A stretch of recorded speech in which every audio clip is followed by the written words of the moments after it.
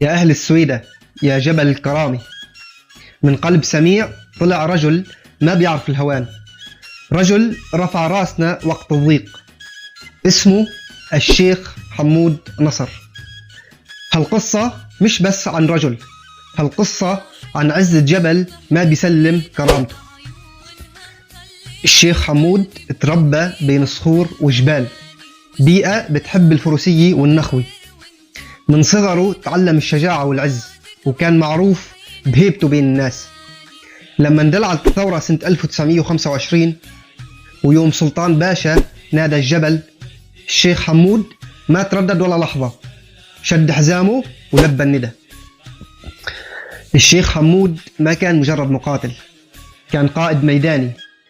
معركة المزرعة وقت اجوا الفرنسيين بالقوة، الشيخ حمود ورجال سميع وقفوا وجها لوجه أمام الفرنسيين رغم قلة العدد والعتاد، وقدروا يفاجئوا العدو ويكبدوهم خسائر ويخلوا اسم جبل الدروز يتردد بكل سوريا.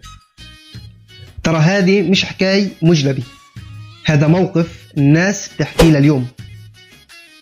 الشيخ حمود قاد هجوم مضاد بنقطة حرجة وخلى الفرنسيين ينسحبوا بالليل.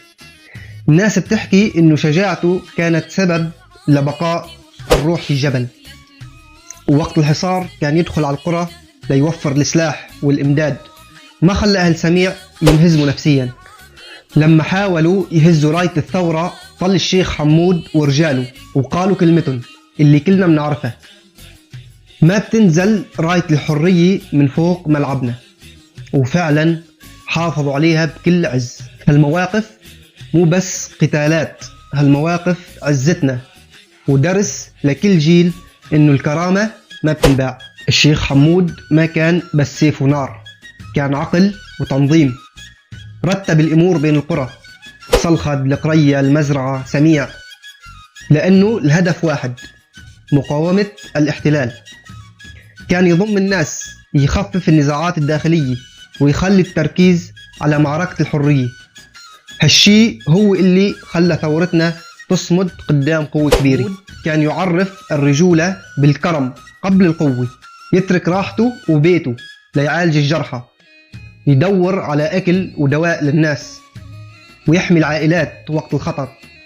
هالجانب الإنساني خلى الناس تحبه مش بس كقائد، بل كأخ وشيخ بيت. خلوا هالقصة توصل لكل واحد، وخلوا الجيل الجديد يعرف إنه الحرية ما بتجي هدية، بتجي بدم وعرق وشجاعة رجال مثل الشيخ حمود. المجد والحرية لسميع وللمجاهدين ولكل من رفع راية الكرامة. بأمان الله.